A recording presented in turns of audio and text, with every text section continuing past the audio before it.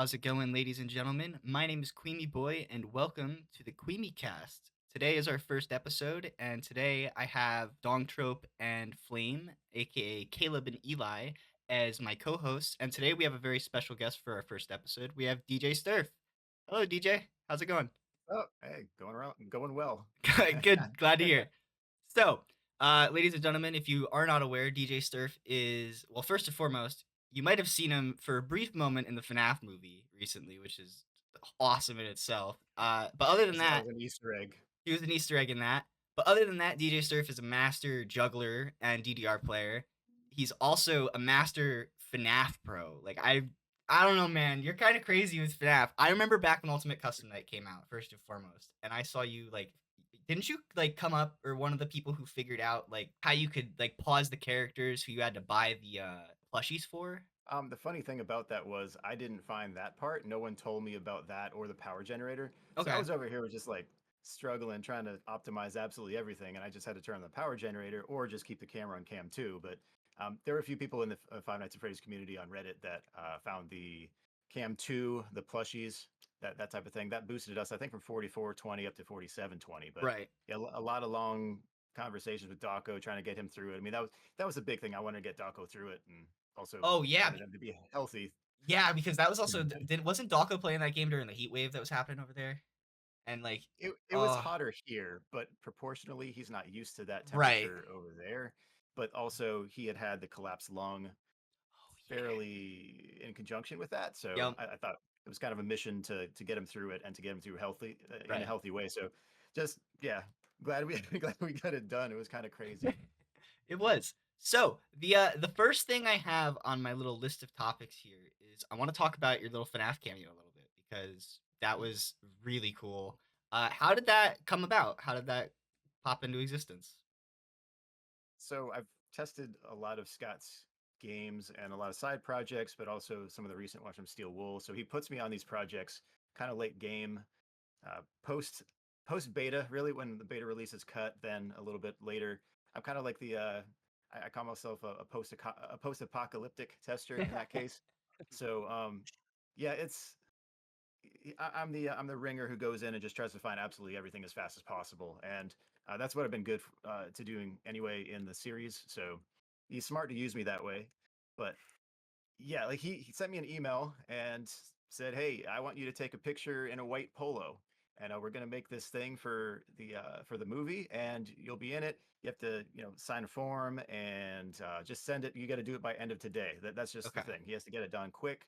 So I don't know that some people weren't asked and they just didn't get in on time. But I mean, anytime I see Scott, like it goes top of my list. I'm just like, okay, cool. Just like, all right, Letter from the Scott messaged king. me. There we go. Yeah, It's the true king of FNAF is sending the email. like, all right, we So got the email. It's important. yeah, but they did CG in the suspender uniform or whatever. Oh, So I okay. have one of those, Okay. I was really curious about that because I and now wasn't I sure. can mention that now. Yeah, because it's out. If you haven't gone to watch it, this isn't an ad, but go watch the FNAF movie. What are you doing? Uh, but yeah, no. So I was really curious about if you actually had wear a costume, but that's cool. They CGI'd all that. Yeah, it's S- just white polo. Was it? I had to go out and get one, so I went to Academy Sports and was like, "This looks cool." So it's I like just don't have white polos, so another thing I'm really interested about because I love rhythm games. I've been playing rhythm games for a while. Flame's also a big rhythm game guy. So how long have you been doing DDR stuff? And how did you? Actually, we'll start with how long have you been doing DDR stuff? okay. I started in 2004. Okay, wow. So I saw it at a state fair, and it's one of those things you see it, you see something, and you're instantly drawn to it, knowing you're going to be really good at it. So Yes. it was just one of those, and then I found out that there was a mall fairly near my college, and I worked my college schedule around going early in the morning so I could just play DDR and get really really good. So I went from like zero to hero very quickly at it, and there were some score trackers. So I didn't stop until I was number one on every major score tracker on every single category. So about 2010 was when I was probably yeah, that was the start of my peak. And then once we didn't have DDRA or DDR Ace is how it's pronounced. We just didn't have it around, and I just took a break and got other priorities done. It helps because Five Nights at Freddy's came out, Right. but yeah, around that time I just didn't have the new mixes, and then I'm Chris for Life took off, and Mark took off, like all these Nate 8, like all these great players now that I would have to put in a lot of time to catch them. So Right. it's kind of like, okay, this was a closed door. I think that was a very clear message from the Lord. Like, okay, this was that season's done, and so I still play for fun, but mostly while juggling now. I added that in, and I've been trying to get perfect full combos on everything on extreme while juggling. So I only have the hard tens to go. So I do have that on my to do list, but I want to finish my last 5K here on Saturday. So Right. yep. So actually that draws me into what I was going to add on at the beginning of this question was how and why did you put juggling into it? I'm really curious. That's like something I've never could have expected from anybody, but it's one of the coolest things like I've ever watched. Like um, I guess two things. Like some people at tournaments will say DDR was too easy for you, so you had to add something in. okay. Um, it adds fun to it. I've always liked running and doing something, so I picked up running again in like 2017 ish, and that's been cool. But I just didn't like running by itself all the time. So Right. I have a friend who's a professional juggler who makes a living juggling out at the mall, and he Oh, does okay. some, birthday parties, church events, all that. So, but he makes a living doing that. And yeah, he first met me playing DDR. He saw me playing So Deep, which is one of my favorite songs on Okay. Extreme, and yeah, he saw one of my shirts. We connected, like, man, I like your shirt. I'm like, okay, cool. Like let's hang out. And it's kind of, I don't know, inexplicable how we just started hanging out. But he had me over to his house one time and said, hey, you want to try juggling? And I'm like, I guess. So he cooked some chicken up. It was delicious, and that was cool. And then we juggled, and he wanted me to try four because I juggled Milky Ways in my kitchen before, so I could Okay. juggle three. But he was like, "Well, why don't you try four?"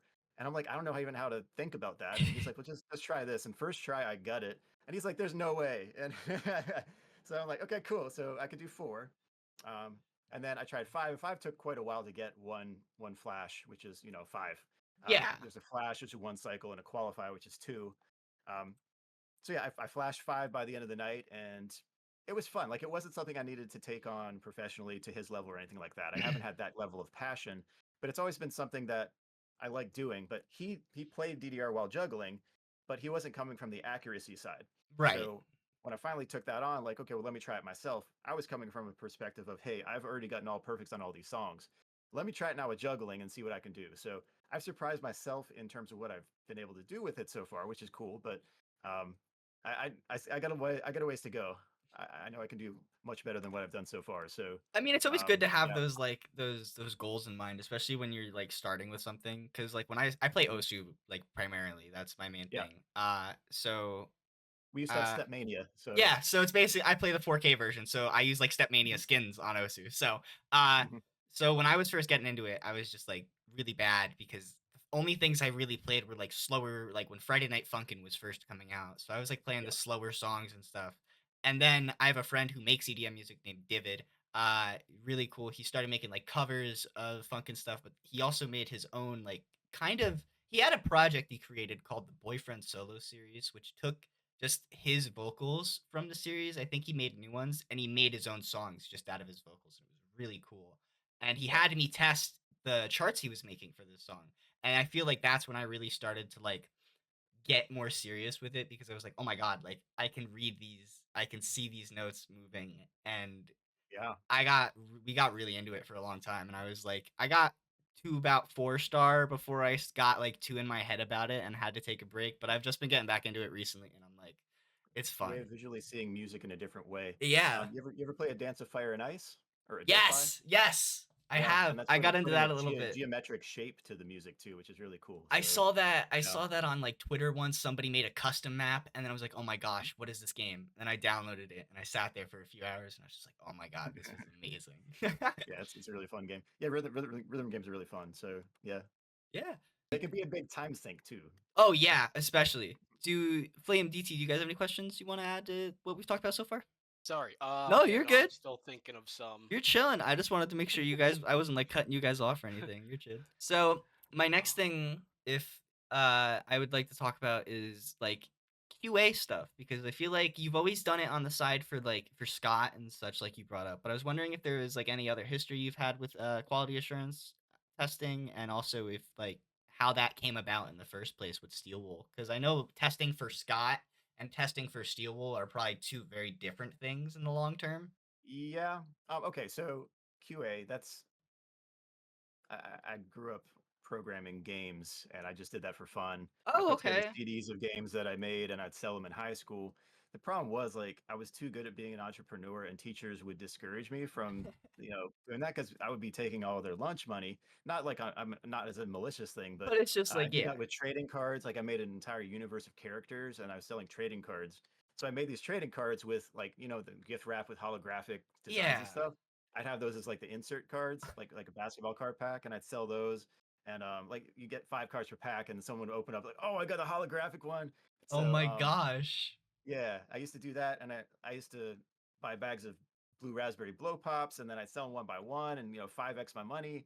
And then I had the video games I was programming, and I had a CD. So Oh my um, gosh. I did a lot of that, but at the same time, like I always was discouraged from doing it. So it was cool when I actually got into QA again after candidating at a church for a youth pastor position, and they said yes, but I was definitely a no. Like this was definitely not a good opportunity, not the right opportunity for sure. Right. Um, but one of the guys on the board said, "Hey, you want to work in software engineering?" And I'm like, I mean, I guess.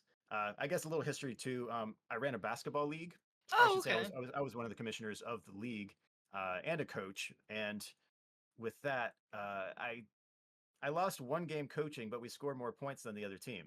They were using this open source just grid of buttons and all that they found online, and they had kids running it, and they clicked on the wrong side 2 times. So we had two of our baskets thrown on the other team's score. Some Oh of the parents no. complained about it and all, but we lost by one, right? I think we lost. We caught up at the end and didn't quite finish the job, that was yeah. We still won the championship, which is good. So good news, Woo, but let's go. um, I got annoyed with that, and I programmed a color coded scoreboard with a complete action tracker of the game. So if someone messed it up, we could go back and see exactly like where it was, and not to Oh. like put them on blast, but it's just like, hey, let's get this right. So, Right, exactly. um, but that guy on that board interviewing me for the youth pastorate said, okay, yeah, I really love this scoreboard. Do you want to do software engineering? So he brought me in, and it was pretty much a done deal. Like he had people interview me because he had to, but he was already checked off. Like he just got me in a room, said, I mean, I want you on the team, so that's my word. We'll just talk for like 10 minutes, and how Wow. you doing? Like, so that was how I got into enterprise QA, and Okay. then it's been a mix of QA and development because I automate a lot of my stuff. So, Right. and almost all my stuff. So I try to automate entire projects that I have. So I can just go during regression. We got 2 weeks, 3 weeks. I'm just like, click. All There right, you go. cool. We'll Wow. see in 15 minutes if it works. And Oh if my if it gosh. does, like, Like all there right, you cool. go. Wow. Oh my gosh. It's fun. That's it. That's actually that's crazy. I had no idea that because I knew you did some programming stuff. Because I didn't you because like more most recent knowledge I have is like the DDR FNAF stream you did, which I can't even like There's the that juggling too. with the juggling. You programmed that to work, didn't you? Yeah. That's crazy. Oh Wow. my gosh. Like I mean, that that's one was just basic mouse and keyboard translation from a right. keyboard input. So, I mean, I do have the interface. It's called a mini made that you plug into the DDR harness Okay. and the pad harness, and then it turns that into USB keyboard input. So that's the one thing, and that's all I need. And then I can translate that into different actions, all Okay. that. So, yeah, Okay. just C sharp, simple stuff. Okay, gotcha. So yeah, I guess like keeping on like the QA thing, was it any different like testing for Scott, testing for Steel Wool, or was it more of like the same thing you feel? It's very different. Yeah. Very different. Scott will send me an email with the intent of getting it out to people within like 2 days, Okay. and it's like so late in the process. But he's always got click team fusion stuff, so it's really fast to build anything, and he'll send it my way. And usually the first one's like real bad, like real bad. Exception Freddy in Space 2 was actually really nice up front. So Okay. there was a lot of stuff really good about it up front, but um, he did have some funny stuff where he didn't replace the graphics on like one of the earlier builds. So Right. I got that. I'm just like, wait, what is this? Like, It's you can't be serious on this. So like I just what? built some illustrations to map out, but just wanted the placeholder there so it would work. Exactly. Um, but he wants email format very detailed, and I'll just send him these huge emails, and he'll take that and throw it back to me in an hour with like 20 things fixed. And I'm like, okay, Gosh. cool. Then I'll be like, hey, can you add joystick support? And he's like, well, okay, how do I do that? So I sent him info on how to do that, and he added joystick support for Freddy in Space 2. He didn't consult me for this latest one with Freddy in Space 3, Secret in No, Space. no. Um, Oh. that thing could have used some work, but he knows that. I didn't get to dive into that too much, but the night that came out, I was going to the store. I remember like I directly because I think there was some like smaller movie news coming out as well. Or I think there was stuff hyping up movie news from like Blumhouse and Scott. And I went to the store and I was like, I think I have time to go get food and such. I literally leave my house, I'm in the car, and I get messages like, Scott dropped a new game. Scott dropped the game. It's a movie It game, was a but I don't surprise think to me it's a too. movie game. And I was like, are you serious? And then I just Yeah, looked and I was like, oh my gosh. yeah. The first thing I saw, first thing I said when it came out was like, oh no, like Uh-oh. I haven't seen this. He didn't message me. So um, I mean he's capable of doing great work. It's just I don't like bugs up front, so Oh yeah. it hurts the presentation. So Yeah, I I'm feel very like it's more passionate of about a that. it's more of a thing where it's like not about the fact that you're playing it all. It's just like it helps everybody in the end when it's like a polished, Yeah, nice product. But also, I don't even know if it like with these troll games at this point, it's gotten to a thing where it's like they're so crazy that people think bugs are part of it at this point. yeah. I mean, look at Security Breach. Yeah. I mean, people down patch the game to play the buggy versions now. So Yeah. it's almost an endearing thing that, but this is insane, and I can't believe it was released like this. But now it's like, oh, I could use this to skip worlds or like fall through to the two Yeah. floors down and stuff like that. So yeah. Oh, okay. So actually, like on the topic of security breach with like your QA stuff with that, was that something you did like from the start of when security breach was being developed, like before it came out, or was that something they came to you with after? Because I know, like, obviously, we just talked about how broken security breach was on launch. Mhm. So I was wondering if like you had any effect in helping with that. So I offered to test Security Breach a year and a half before it came out, Okay. and he probably just didn't get my email. That was during a crazy time during the pandemic and all that. Right. But they didn't get my emails, and I didn't help at all. They did send it to me the day before and gave me like the N-1 build, but man, it ran really really badly on my I like remember this those this is a streams. I this is remember a those thread streams. ripper. It's a thread ripper. Like it was getting brought to its knees, and it was just like, what in the world? 128 gigs of RAM, and it didn't matter. Um, yeah, that was, and it's on Unreal 4. It's UE4. There's no reason for it to perform like that. Exactly. Yeah. So anyway, they know that. They have pretty great embarrassment about that and don't want to have that happen again. So with Ruin, Yes. Scott got me on that about 3 months before it released. They were actually planning a little bit earlier on the release, actually a pretty good deal earlier, but after my first run through, I was just like, it's not close. Oh wait, And so so, Ruin was supposed to come out earlier? yep, Wow. Okay. hidden secret. Woo. They wanted to get it right though. Like they really wanted to get it right. So That's good though. I'm that's glad. that's one thing I really respect. Both Scott and Steel Wool, they were definitely in this for making it as good as it could possibly be right off the bat. And then they did have some things where yeah, Steel Wool is much more organized to answer your question from before. They have an entire set of teams of stuff, and they really expanded for Security Breach Ruin. Right. Um, Oh, I they're remember they're a that. small studio. There were what, like 20 people It before when they were was it working on was it, something but like 20 to 30, wow. yeah. Mhm. They were coming out with very ambitious games. So they swung for the fences, which with Security Breach I also respect because Yeah. they could have just done an average job and be like, we're only a studio of 20, and they did great with Help Wanted. It still does have some bugs, but yeah, Security Breach was very ambitious, but maybe a little eyes too wide type approach. And yeah, Ruin was a lot better. They still had a lot of bugs outstanding from me that Mhm. were just sitting there when they did release it, but they knew about them and they came up with some patches fairly soon after to cover a lot of them. So Right. it's solid, but there are still some things that yeah, you mean like with the Faz wrench, sometimes you can Oh jump at just the yeah. right time and fall through a level, and yeah, so there's some of those still there, but they know about That's them. good at least. Okay, that's really I sent cool. in 2,200 plus bugs, so Oh that my was gosh, that's insanity. Wow. Okay. So, how long have you been doing YouTube for now, total? since 2005, I believe. Is that Okay. right? I want to say that sounds Hold on. pretty close. That would make some sense because yeah, I was in seminary, so that was when I was in Chicago. I put out some DDR videos. I Mhm. think my first one was Fascination Max, which I made private. I was getting a lot more views on Google Video, but I was getting sick of the like that was a site read run, and like that was the best anyone had done on it. And still, Yeah. people were like, "Oh, you're using bar," and I'm just like, "For real?" This is like, no, I'm just gonna make it private. So I think I feel is the latest, the first public video that I have. But let me let me see. I feel DDR DJ Sterf. That one was 17 years ago. Wow. Yeah.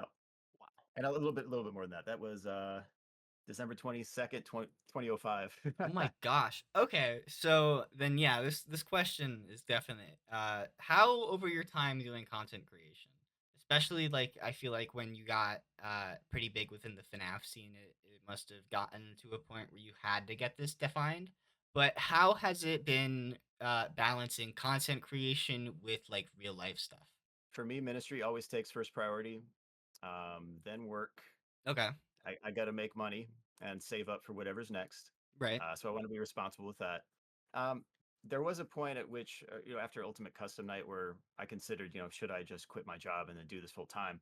But the way traffic comes to my channel at all, if I'm not getting algoed, like I mean, you look at that Five Nights Oh at Freddy's yeah. while juggling on a DR pad, it's got like 8,000 views almost. And I'm like, I have 140,000 subscribers and I only have 8,000 views on this. So it's like, I guess 6% of my fan base wants to see this.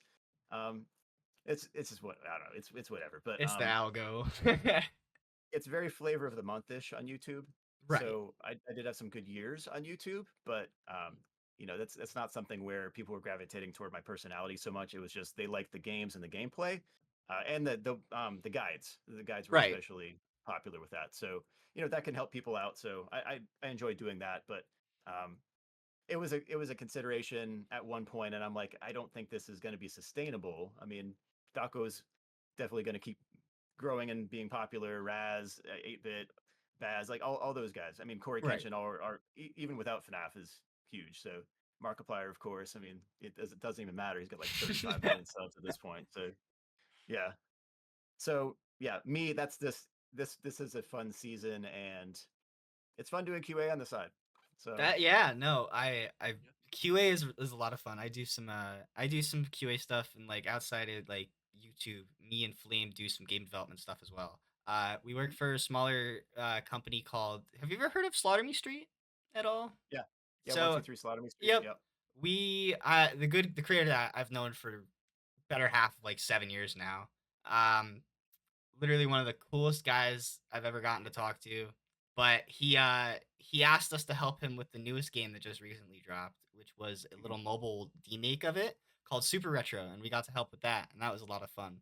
But Yeah, I didn't play Super Retro, but I did play 1, 2, 3 Slaughter Me Street.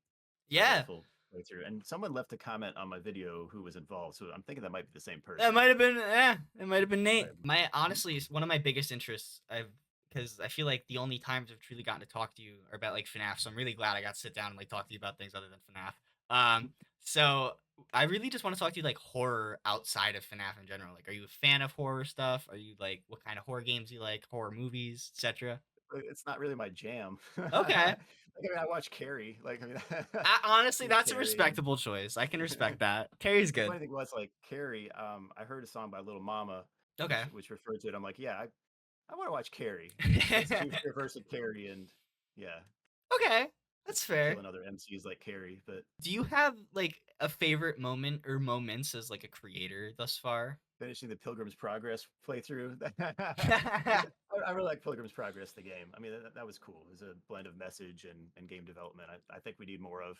Yeah. Um, uh, my no death coin run, because at the time that was a world record, and that was a pain. Like that, and it was double digits power. And now that's been absolutely obliterated by other players. I mean, like shooter, and I'm pretty sure like true player has to have something. Ambience probably does. So there are a lot of really dedicated players who want to max that out like way beyond what I've maxed it out at. So Okay. I should say I didn't max it out, but I boosted it quite a bit. So I'd say so. I like the optimization side, but I have to, you know, be cognizant of my time management as well with other stuff. So yeah.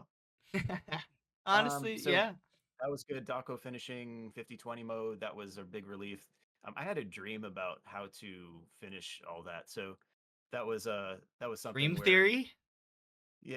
You had a dream theory Uh, moment? but in terms of how to get Daco across the line and how I didn't want to jeopardize myself, but also um, it was as if it were like a track meet. So I was running Okay. around and I was a 400-meter, and I was ahead at about 250-meter mark, and then in the dream I slowed down so that the person who needed to finish first would finish, and then when I was seeing the interview being done, I was delighted that the person doing the interview was that person, and then I walked away, and I think I didn't finish first in that, but it was just like, hang back a little bit, let Like, him get as far as possible, and hopefully get that interview, because I thought that was important too, like getting Scott out there, and for people to yeah.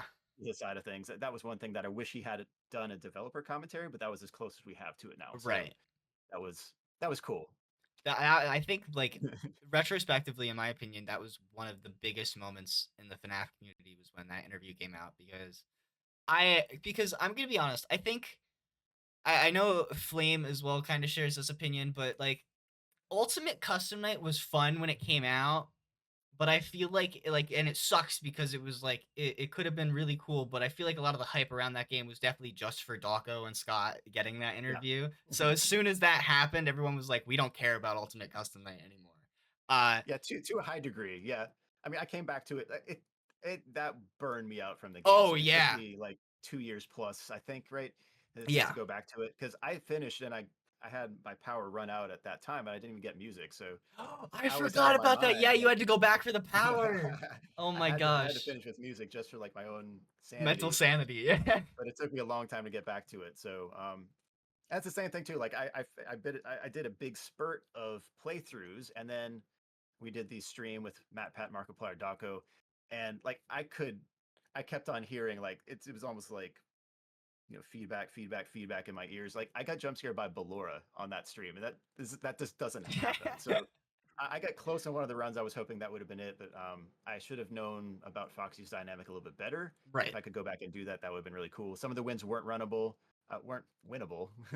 but yeah, it's so after that too. Like I felt a little burned out about that. So I've taken a break since then. I think Right. I don't know.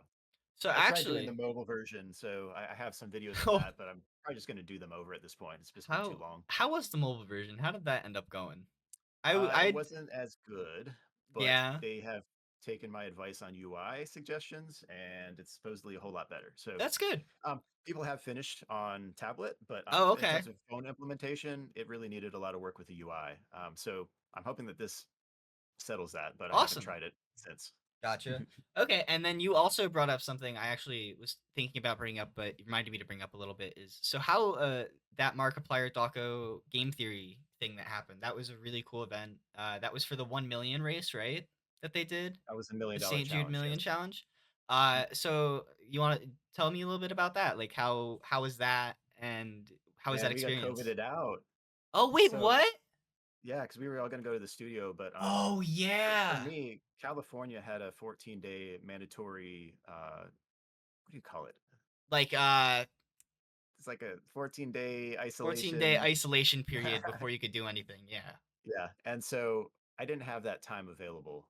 Okay. I needed to be here. I didn't want to go out and then get something and bring it back and infect my parents. Like, yeah. So that was annoying because I wanted to be in the studio. And the thing that I suggested to Matt was have me play through in the background, and I like there's no doubt like it's a lock. You give me 30-45 minutes just in the studio, I'm getting a win, and I Oh, can yeah. get like multiple wins. So if we were going like multiple games or something like that, that would have been another thing too. We could have gone to Five Nights at Freddy's 2, 3, all that. So, but yeah, it got cut because of COVID. And I made the decision. Daco could not come because he was banned from coming here. Right. So at some point, like Daco wants to meet up in 2024. So that's probably maybe meet up in Florida or something. I don't even know. Oh yeah. Um, but yeah, we had that opportunity and it would have been like so smooth, so easy, but no, we got COVIDed out. So Mark did show up in the studio, and then Taco and I were both remote. So I've seen some comments about people saying like I played too much. They didn't want to play the hardest modes. They wanted me to play them.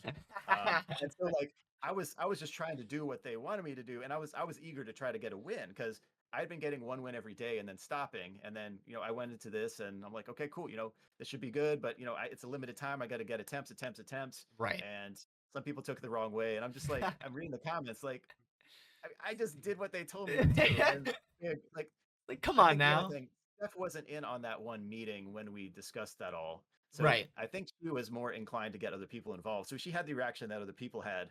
And it made me look even worse on that because I was just like, I'm trying to win. And she's like, well, let's get other things Oh done my or whatever. And gosh. yeah, so, Right. but crowd control, that was something.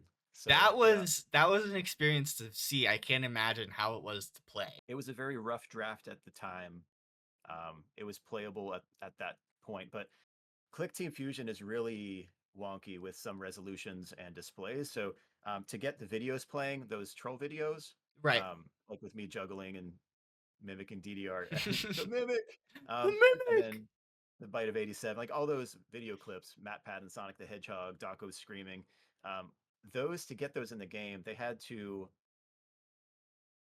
basically part the Red Sea to get it to work. Oh my Um, gosh. And the thing was, it wasn't running on my monitor. It was running on Daco's, but it was like crashing my monitor, and I never had anything do that before. Oh my So I gosh. would have to like reboot the display on the middle monitor and all that. So what had to be done was the game had to run at 4K, and then it had an option to scale it down based on people's resolution. But that's the only Okay. way we got it running. So Click Team was rough. The queue was very rough draft. That's one reason it wasn't released, and I don't think it will be released. But it worked for what it needed to. That's good at least. That's the main thing.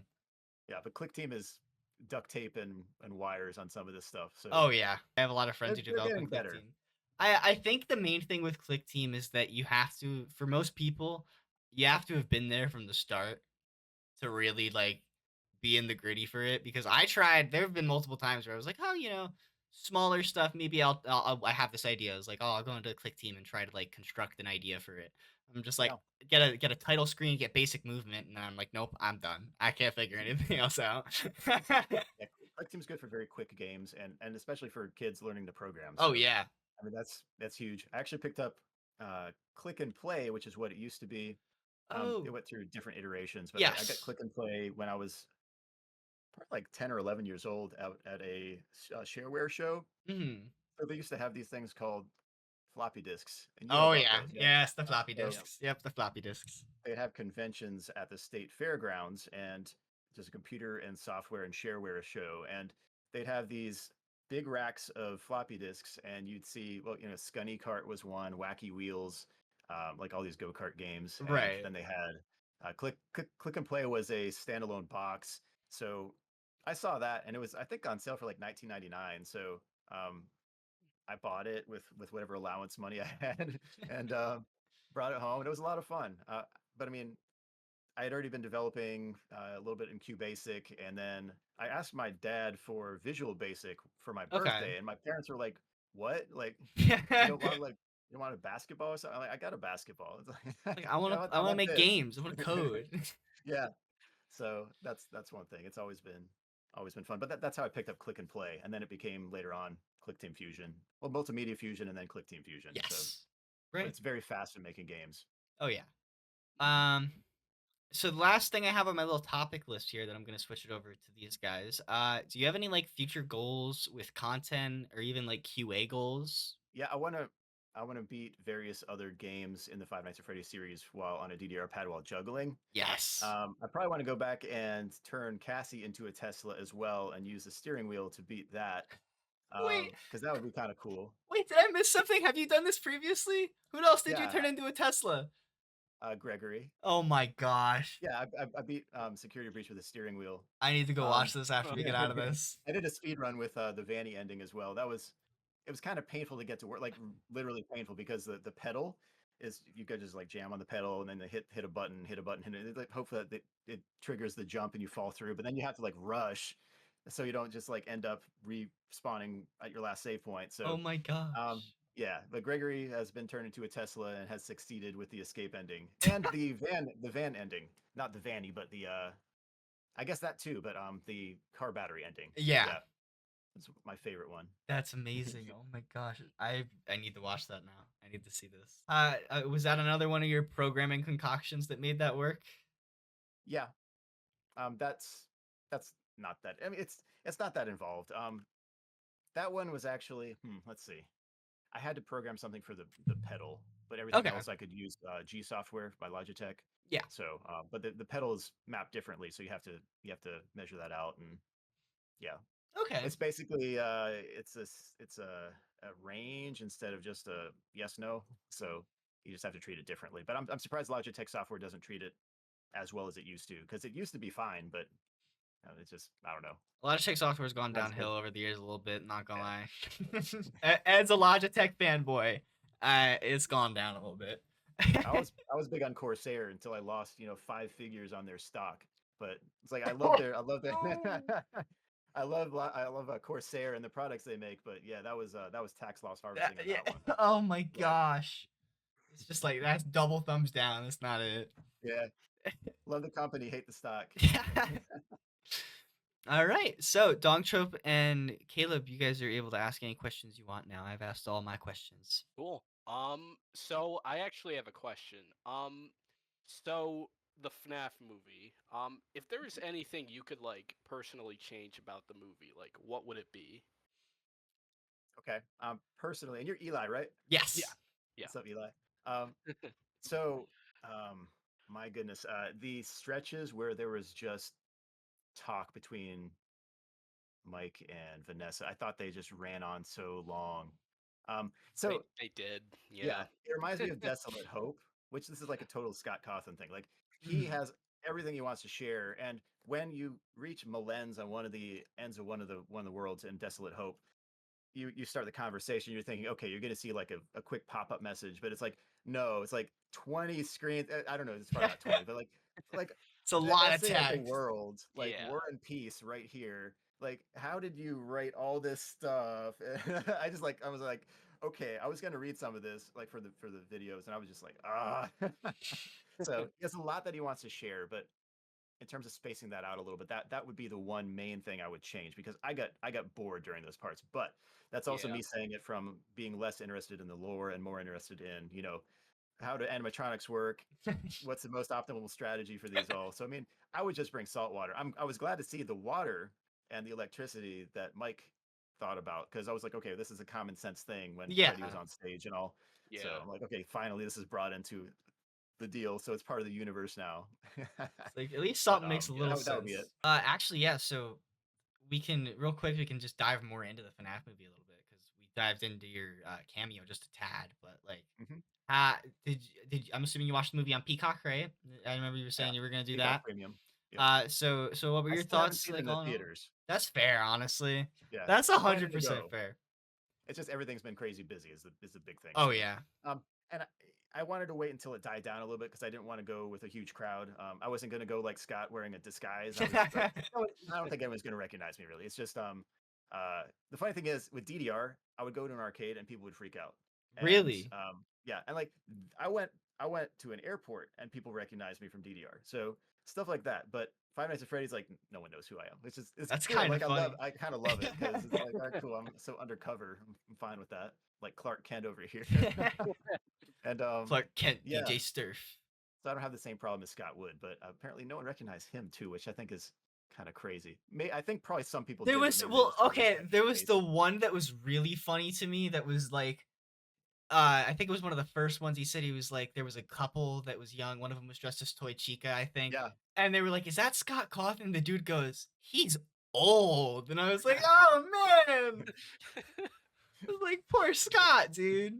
And he's not much older than I am, so I mean that's like I feel great at my age, and yeah, he's raking in what $260 million from the box office. Good grief!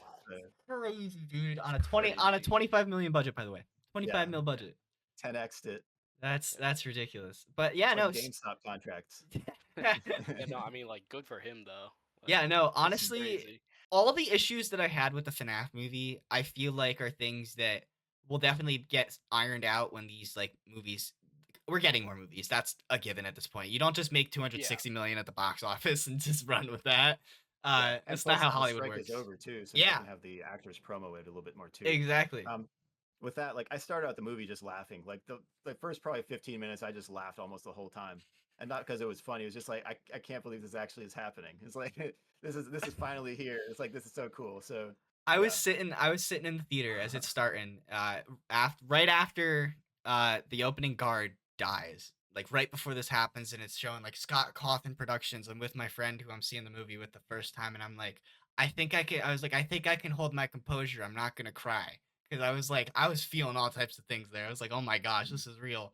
But as soon as that finally ends, and then the mini game stuff pops up, because literally, just like 6 hours before I saw this movie, I was like, I pray that somehow they put the mini games into this movie, and I go there and it starts, and I was just like sobbing. I was like, "Oh, like, are you kidding me?" I was like, I looked at them. I was like, "I called this," and they were like, "Yeah." Yeah, in replace of your sobbing, I was laughing. It's that type of high emotional response Yep. for sure. Yeah. And then my biggest accomplishment was that I went to see it with Eli the second time I saw it, and I was like, I as soon as Max got chomped in half, our theater for the second time was packed. We had a full theater. As soon Oh as yeah, no, Maxine it was got chomped, awesome. I went, "Was that the bite of 87?" And everybody laughed. I was so happy. So happy. That was a bite of 2000, I That was guess. the bite of 23, I guess, yeah. Oh yeah, 2000, because it wasn't even 23. It was It was on the yep, on the camera. little camera at the beginning. What are your thoughts on the change that they made with Vanessa? Because I know there's a lot of people who are kind of. was- I know you're not in it for Yeah, the no, lore, but I'm It's kind of different. like, I personally going into it because I was like, all right, well, there's either three things that are gonna happen here. One, Mike's gonna be an Afton. I didn't think that was gonna be the case though. I really didn't. I was like, I really think they're gonna go with something different. But then I was like, all right, well, if Mike's not gonna be an Afton, it's gonna be this Vanessa person. Because I'm like, who the heck is Vanessa Shelley? Who's Vanessa Shelley? I was like, it's not possible. And I was like, it's gonna be she's gonna be his daughter. It's over. I was like, it's over. And That's the one thing I. Oh, yeah, keep going. Yeah. I think the one thing that really like got me was like, I've seen some stuff on Twitter, because there have been people who've been posting like little bits of like the original rated R screenplay. And don't get me wrong, while I understand and 100% agree that FNAF has never been about the gore or the violence or any of that, it would be really good if they went into those like the tones at least, and explained and explored it, because it's like, you just get like Vanessa, in my opinion, within that movie was probably the least valuable part of it, and that sucks because Elizabeth Lale is an they actor, in my opinion. They Yeah. just did her so wrong with that writing. She was so boring, and like the two things from her that I'm like just dropped me out of it. Number one was like her throwing his pills, because it's like, you don't do that regardless. And number two was, I think this is the most unhinged that's ever been said in this franchise. You bring her back here again, I'll shoot you. Like, what? Yeah, that line I kinda just laughed. felt out of I place. laughed, dude. I couldn't do it. I just said what? I was like, are you serious right now? I was like, this is that ramped up. Yeah, it like was- 0 to 100 real quick. But Yeah. no, yeah, I love the memes that are coming out of it. I don't know if you've seen much of the meme side of things, but there's some really good Some of ones. them. I love the ones where it's people replacing what Afton's saying to them, like when he's like, "Look at how small you are." He's like, "Oh my god, it's so good." Yeah, I But wonder about Vanessa. If Vanessa Shelley Afton, if Shelley's like the middle name, and she just yeah, took that and truncates it because yeah, she doesn't like the Afton. But Yeah, it was not too much of a surprise. Like there are only so many people in the movie, so you kind of figure, okay, well, this is probably going to be the glitch trap dynamic here. Right. But um, and when she warns like that she's not going to be much of a help in a certain situation, I'm like, okay, that was pretty predictable at that point. I'm like, Yeah. okay, that makes sense. But wasn't necessarily thinking that she was necessarily the daughter. But Yeah, I was like, maybe yeah, something's happening, but oh. mhm. I like Yellow Rabbit. Yeah, I really like that they just go like, "Oh, he's Spring Bonnie." The Yellow Rabbit's much more like creepy in different senses to me and like mysterious. And it reminds Spring me of Bonnie. Yellow Bear. Yeah. Yeah. Oh my god, you're so right. Yeah, because Golden Freddy was Yellow Bear, and Yeah. then the fan base liked Golden Freddy, kept using it, and then Scott's like, "All right, cool, Five Nights at Freddy's 2, Golden Freddy." Yeah. So It became canon. it was really funny though. The biggest thing for me when because my mom came with me and my friends to see the movie because I've been in it for like all these years now, and she was like, "All right, I got to figure out what's going on." And then my dad went with my sister because my brother came with me and my friends and family. And my dad came back from it, and I was like, "What'd you think?" I was like, "Did you like it?" He was like, "It was pretty good." He was like, I called it though." I was like, "Called what?" He was like, "I knew Steve Raglan was gonna be the bad guy," and I was like, "Dad, everybody knew Steve Raglan was gonna be the Yeah, bad guy." I was like, so those could "Everybody." be, if you anagram that out. I mean, of course, it could be Everlasting, or it could Yeah. be Salt Avenger. I mean, you have like various options there, but yeah, I mean, that was an obvious one. Yeah, for sure. But he Yeah. was, yeah.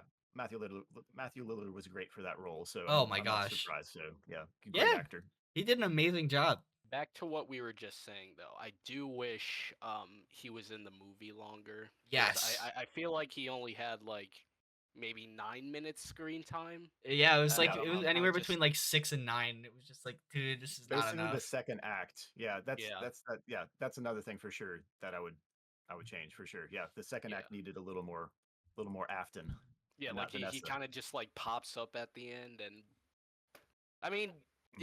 it was cool, but I don't know. I It didn't get the fort part. Like that was the other thing. Like the fort part seemed really out of place, but the maybe only if I watch it thing again. the only thing that comes into my mind when I think about that fort scene is that Scott Cawthon wrote that.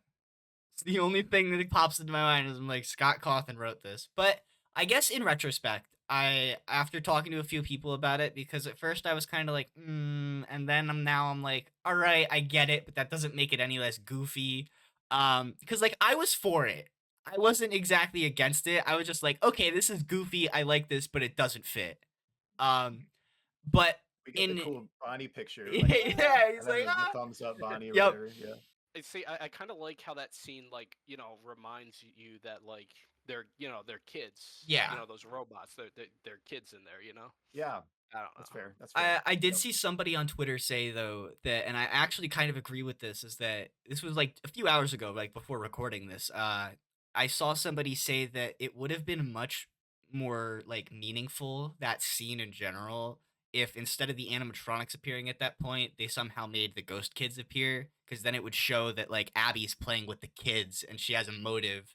I honestly think Kane Carter said that. I think that was Kane Carter. But yeah, no, I was like, I feel like that. I agree with that a lot. Yeah, because they had the one kid, Golden Yeah, Freddy, Golden Freddy appear Kid. as himself in front of Abby in the one scene Yeah, so it's like you um could have done something Living at there. her room. house. Yep. Yeah, Yeah. yeah. And Mhm. also just that scene, they were supposed to, apparently from the script bit we got as well, that scene where that like all that happens, Golden Freddy appears with the kid. He was supposed to jump scare Aunt Jane, and that would have been so much better because what happened to Aunt Jane, dude? I'm sorry. What happened? Is Also, I she like how they dead? just like never bring it up again after. Yeah. Like That. Yes. Exactly. he Like, where are the died. He investigators? died in your house. Or the pizzeria too. Yeah, that too. Like, Like okay, that's cool.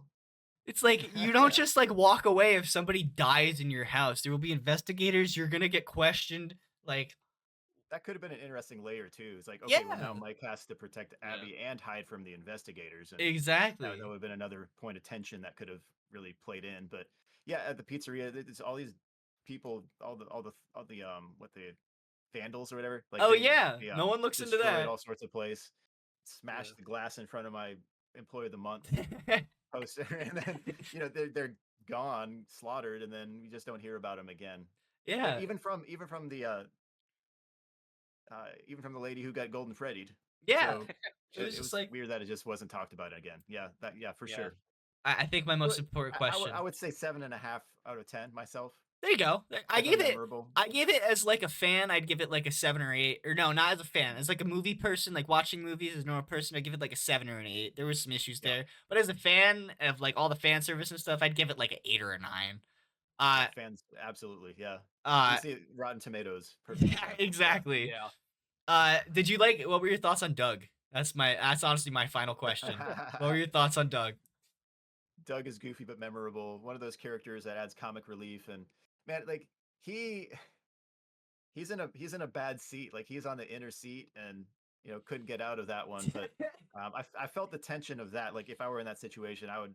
Yeah, because it's I'd be like, well, oh no, my let me out. god. Like It's like, let me I'm out now. done. Like, yeah, but he had to sit there for the whole thing, and I mean that you would have to get a new lawyer at that point too. So I'm glad they kept Doug in, and yeah, Bring him back for the sequel. Bring him back for the yeah, sequel. for sure. Yeah, Oh my bring him God. back. Bring Bring him him back back. as the night guard. Oh my, no, I can't watch Doug die. Doug can't No, he die. could be the successful one. He could Okay, be as the long as custom he's knight. success. All right, Doug's gonna be like Doug's the DJ Sterf for the FNAF movie universe. Sweet. Yeah, But I could maybe see it. yeah, I could see that Some working. pointers. But honestly, that's all I have. DJ, thank you so much for sitting with us today. I really appreciate Yeah, it. I was glad it I was got to fun. sit down and talk again. Caleb, Eli, nice to meet you too as well. Yeah. Ladies and gentlemen, thank you guys so much for watching the Cweemy Cast. Go check out DJ Sterf on his YouTube channel, and we will see you guys on the next episode. As well, I just want to end this off with a happy Thanksgiving, because this episode will be airing on Thanksgiving. So happy Thanksgiving. Go eat some good food and have a great day with your family. And thanks so much for listening. Have a great day, guys, and we'll see you later. Bye-bye.